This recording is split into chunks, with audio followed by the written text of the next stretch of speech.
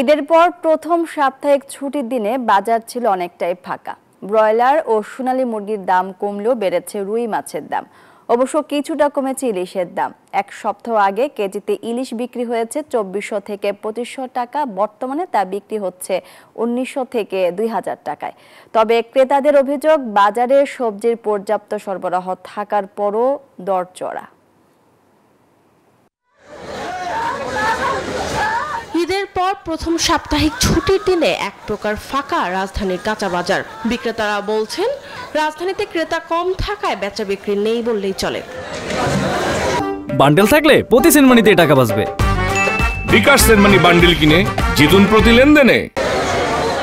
বাজারে উঠেছে গরমের সবজি। দেখা মিলেছে কাঁচা আমের। আকার ভেদে প্রতি কেজি আম বিক্রি হচ্ছে 70 থেকে 100 টাকা কেজিতে।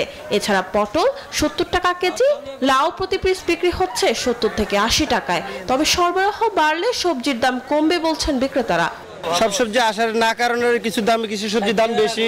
আমদানি বেশি হবে, দাম কমবে। আমদানি কম হবে, দাম বাড়বে। ঈদ পরবর্তী বাজারে ক্রেতা চাহিদার শীর্ষে থাকে সবজি। তবে ক্রেতাদের অভিযোগ, সবজির দাম বেশি। 100 টাকার নিচে তো কোনো তরকারি পাইতেছি না। এখানে সবজি অ্যাভেলেবেল না বাজারে, যা দেখছি। বাজারে বেড়েছে রুই মাছের দাম। প্রতি কেজি বিক্রি হচ্ছে 450 থেকে 500 টাকা কেজি দরে। কমেছে ইলিশের দাম। এক সপ্তাহ আগে কেজিতে ইলিশ বিক্রি হয়েছে 2400 থেকে 2500 টাকা, বর্তমানে তা বিক্রি হচ্ছে 1900 থেকে 2000 টাকায়। পূজার আগে বিক্রি করছি এগুলা 2500 টাকা কেজি, আজকে বিক্রি করতেছি 1900 টাকা কেজি। কেজিতে 400-500 টাকা মাছের দাম কমছে।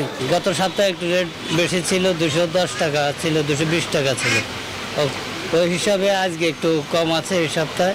তবে কিছুটা স্বস্তি মুরগির বাজারে। কমেছে ব্রয়লার ও সোনালী মুরগির দাম। প্রতি কেজি ব্রয়লার মুরগি বিক্রি হচ্ছে 190 থেকে 200 টাকা কেজিতে। সোনালী মুরগি 260 টাকা কেজিতে বিক্রি হচ্ছে।